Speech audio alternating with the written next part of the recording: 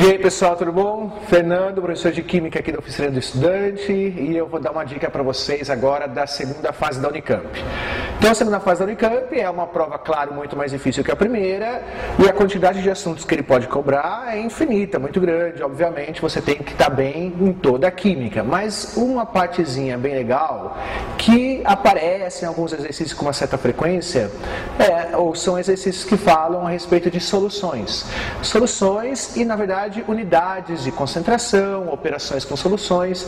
Então vamos lá, o que você precisa saber? Basicamente, saber que uma solução é uma mistura de um soluto com solvente, lembra, né? Você dissolve todo soluto em um solvente, e uma solução vai ser um sistema homogêneo, todo soluto dissolvido naquele solvente. E, obviamente, saber o quanto de soluto você está colocando naquela quantidade de solvente. Para isso que servem as unidades de concentração. Quais são as principais?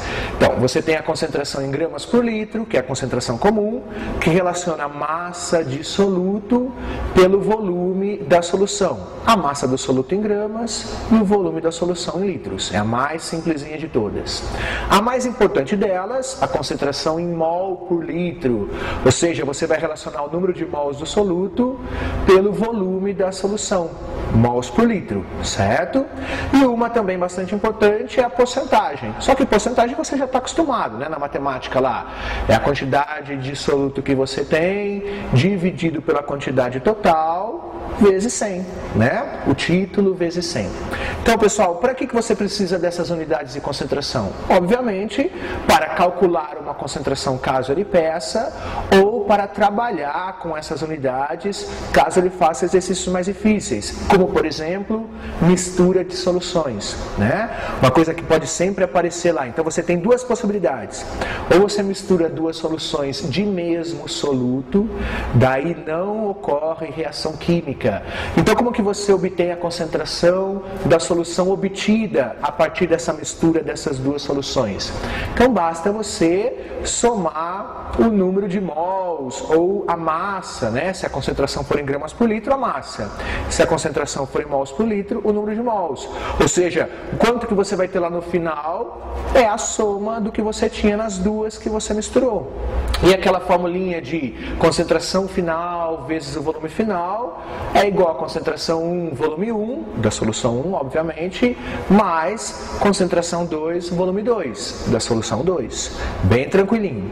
Agora, o problema é quando você tem uma mistura de soluções onde ocorre reação química, que é o que acontece numa titulação, por exemplo, ou numa reação simples, né, de ácido com uma outra substância qualquer, ou de uma base com uma outra substância qualquer. Então, daí qual que é a dica? Você tem que escrever a reação química e achar a proporção em mols, meio que fica como um exercício de estequiometria.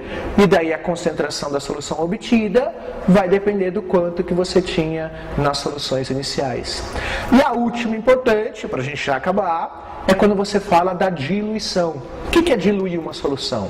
É, na verdade, você pegar o solvente, adicionar o solvente a essa solução, diminuindo a concentração da solução. Ou seja, uma solução diluída é uma solução que tem uma concentração menor do que o que ela era inicialmente. Qual que é o princípio para você calcular lá? Então, basta você pegar e pensar que o número de mols ou a massa do soluto permanece constante. Afinal de contas, você só está acrescentando na diluição o solvente. Então, como é que fica a formulinha? Concentração vezes o volume inicial é igual a concentração vezes o volume final. Maravilha, moçadinha? Então, espero que você faça uma boa prova, uma boa segunda fase. E é claro, né? Eu acho que você que estudou aqui com a gente está mais que preparado. É manter a calma e fazer uma excelente prova lá. E se você não estudou, venha pra gente aí ano que vem. Um grande abraço e até a próxima.